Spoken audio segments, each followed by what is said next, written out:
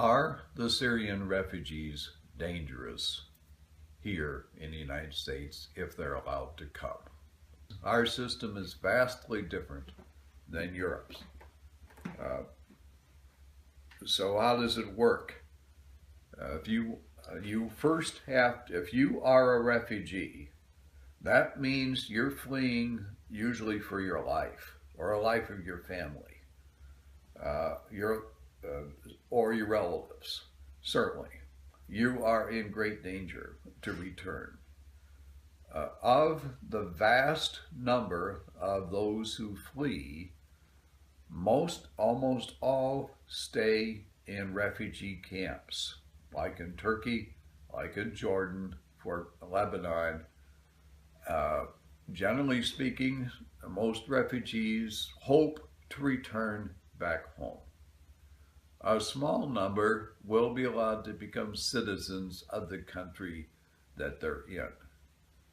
Of the millions of refugees, less than 1% go to a third country to resettle.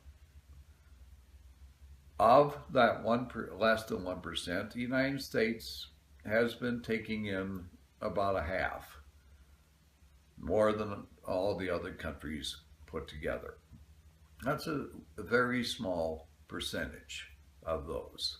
As an example, since 2007, we have accepted 105,000 Iraqi refugees. Well, you can guess how many of them have committed any mayhem whatsoever. Almost none. Of the 800,000 refugees allowed into the United States in the last number of years, less than a handful have committed any violent felony of any kind, much less than the crime rate for those who've been born here and raised here in the United States. You have to register first with the United Nations, a refugee, and they vet and determine what's going to happen with these refugees. If it's going to be to a third country, they does help decide where. Most refugees have no idea where they're going to go. If they're referred to the United States, they don't get to set foot in the United States until they've gone through a rigorous vetting process. There are distribution centers where the State Department and Homeland Security together vet these people. They get their biographic information, they do health screening, and they do security screening with multiple U.S. government agencies involved. This screening process, at minimum, it takes 18 to 24 months. And then they're referred to an agency like World Relief, which has vast experience with refugees. World Relief has been in some of the most dangerous places in the world. They're hardly bleeding heart to know-nothing liberals.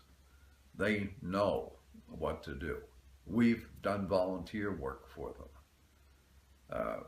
And if they don't get past the interviews, where the interviewees are looking for any inconsistencies, they don't get to come here.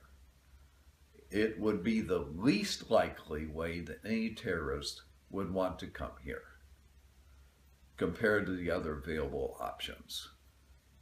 So looking at just the process and how it works, and having worked with refugees, having taught ESL for refugees, no one can 100% guarantee, but your greatest terrorist threat in the United States remains by far your lone wolf domestic terrorists.